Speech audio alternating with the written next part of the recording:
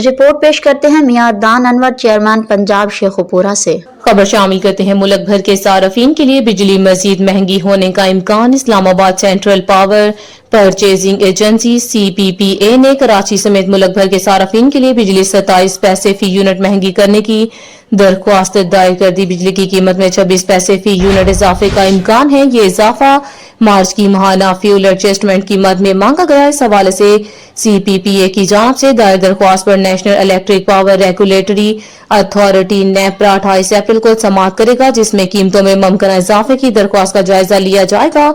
CPPA के मुताबिक मार्च के दौरान मजमूई तौर पर 8 अरब 93 करोड़ 90 लाख यूनिट्स बिजली पैदा की गई, जबकि डिस्कोस को 8 अरब 64 करोड़ 40 लाख यूनिट्स फराहम की गई। दस्तावेज में बताया गया कि मार्च के लिए फी यूनिट फ्यूल लागत का तखमीना 7 रुपए 99 पैसे मुकर्रर किया गया था, ताहम असल लागत बढ़कर 8 रुपए 26 पैसे फी यूनिट तक पहुंच गई। मार्च में पानी से 23.55%, मुकामी कोयले से 16.76%, दरामदी कोयले से 13.68% और दरामदी LNG से 5.64% बिजली पैदा की गई है। इसी तरह फ्रांस ऑयल से 1.02%, मुकामी गैस से 11.34% और जोहरी ईंधन से 21.95% बिजली हासिल की गई।